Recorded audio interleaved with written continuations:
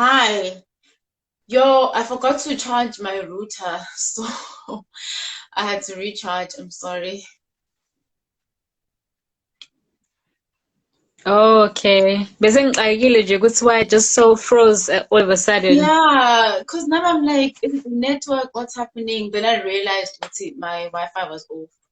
Um, but I think we were talking about your foundation, what it does.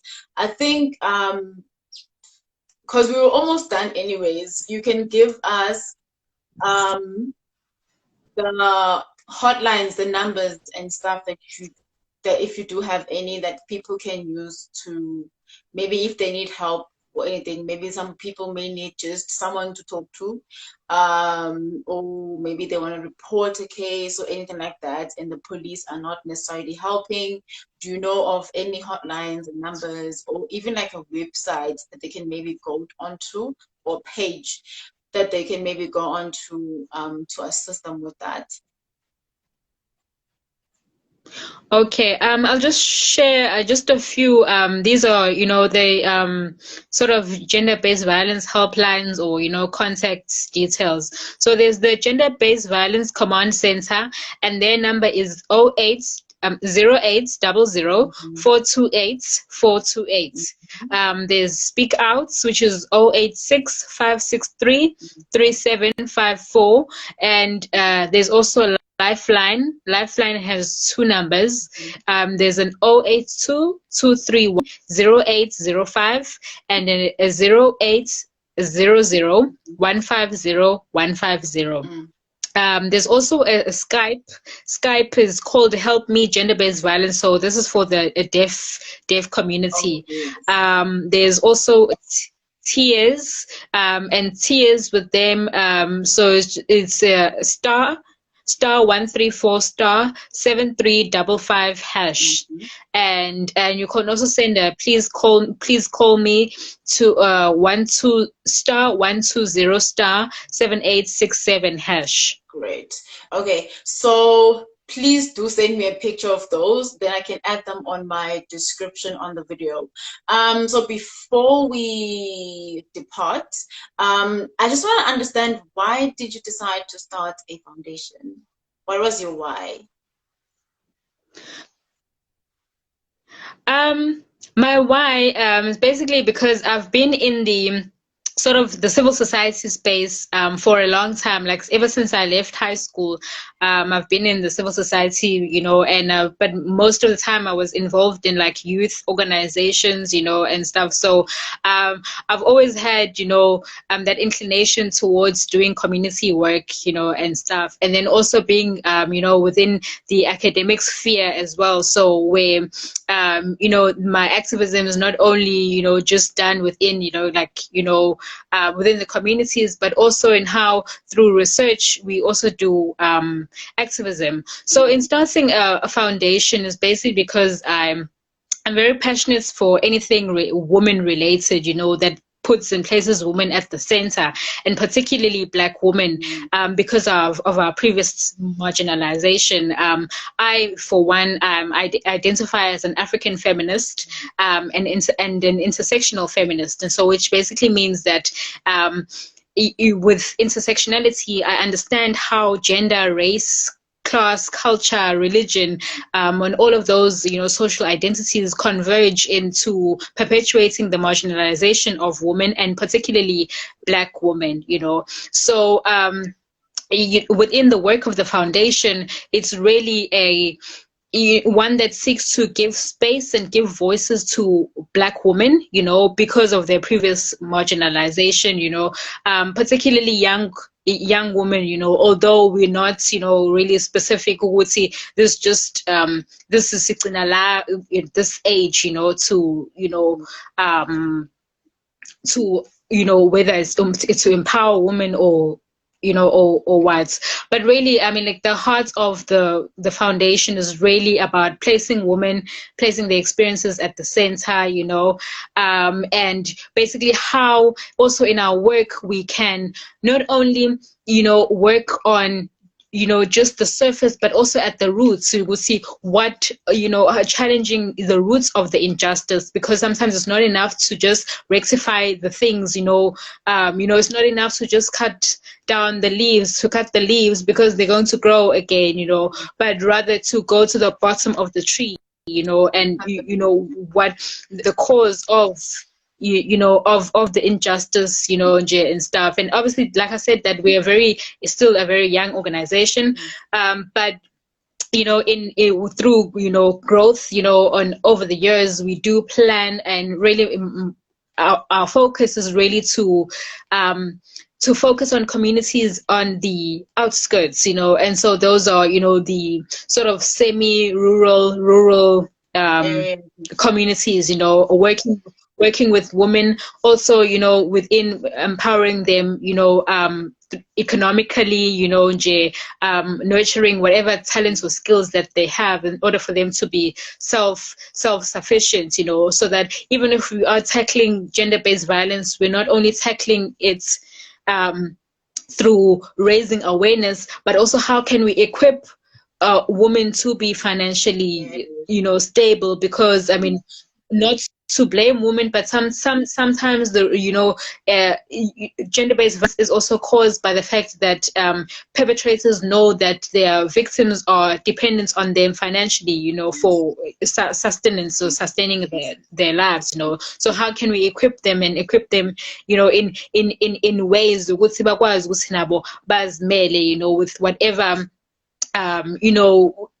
because kwesinye isikhathi khona abantu abafunda bangafiki ko-matric, but how, with maybe if ukwazi ukugcina ka-grade 10, how can we assist you ukuthi to go and learn or acquire that skill, whether it's ezandla, if but how do we nurture what you already have, so ukuze uzokwazi ukuthi nawe but really it's really just a love for the community and a love for Black women, really, and to help change the world in, kungenzeka, we might not make that big a difference, but to be able to change the lives of 1-2 people, through our work. Yeah, that's what we intend. Yes. I believe I think it's a quote by Gandhi. He says, be the change that you want to see in the world. And then there's something that Oprah once said again. She said, Maya Angelou told her, Oguti, your legacy is every life that you change. I think that's exactly what you're doing. I love that you understand, obviously you need to start small and then grow, and you're willing, to start at that small scale, and then hopefully as the years go, the organization will then grow and change more lives. That's just amazing. Do you guys have a website, Facebook page, Instagram page that people can follow? Or if someone maybe wants to get in touch and maybe like assist in some of the work, we do voluntary work, if you guys need for any of the events or any of the marches that you guys do, how do they get a hold of you? We've got a Facebook and Instagram page, and on both these pages we are Tobeka Kubisa Foundation. But also we've also got a Twitter page, and on there we are at TK Foundation NPC. Great. So I will link all basically the Facebook page and the Instagram page and the Twitter handle on the description, so that if anyone wants to help you guys with any work or anything like that, they're going to be more than welcome to do so. Okay.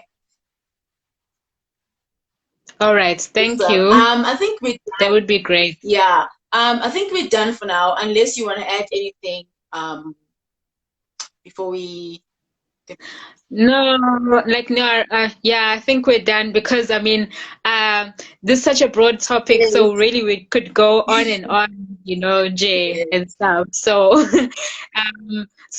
I think for now we're done. But obviously, such conversations are one that needs to be had yes. within our circles, to broaden our understandings, and also because there's many things. You may have invited me to come in to converse with you, but that's not to say that I'm the know-all, about this. There's a lot that I can also learn from other people, so basically it's like it's great to converse, to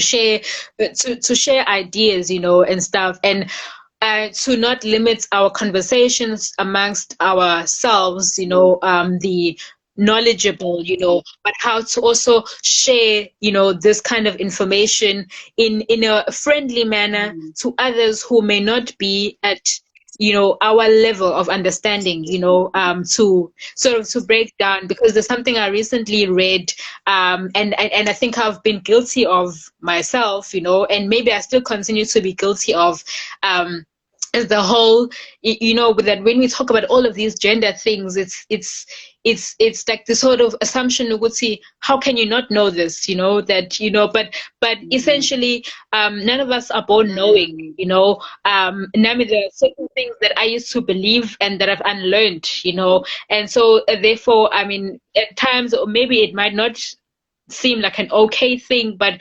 sometimes we need to be sort of, give grace, to those who possibly are not at that level of the unlearning at which I'm at, and yes, but also in the hope that as I'm giving grace to those people, that Nabo, they are receptive, to learning and unlearning, things that they have held, very close to, to, their belief systems, and zonke izinto. But yeah, it's essential that we continue these conversations, broaden our understandings, and not limit them to just us as women as well, but how men can also join in the conversation, that when we're talking about gender-based violence, how can, because I mean, I personally know men who identify as feminists, and I'm not saying that all men should now identify as feminists, but I know men who are very active, in the field, who, who are very concerned about, who identify and understand that as males themselves, they also benefit from patriarchy, but how can they use their voices against gender-based violence, against gender inequalities, so, to create those communities, I think it's very essential. Yes, definitely. So yeah, thank you so much, Subega, for agreeing. We'll probably do this again next year in August, because that's going to be my Women's Month, where we talk about all discussions that you on a normal day wouldn't have with a friend, because it's a bit too sensitive, but it's something we need to actually engage on. So yeah, thank you so much for coming through today. I will have the video up on my YouTube channel, so once it's up, I will share the link, and then you can share it with people who want to watch the interview. Ne? Okay, that's great. Thank you so much for inviting me. Thank you. Have a lovely evening, ne? All right, thanks. You too. Bye. Bye. Bye, guys. Thank you so much for joining in, and thank you for watching. If you just joined in, I will upload the full IG live interview or conversation with the Tobega on my YouTube channel. So be on the lookout for that. Bye.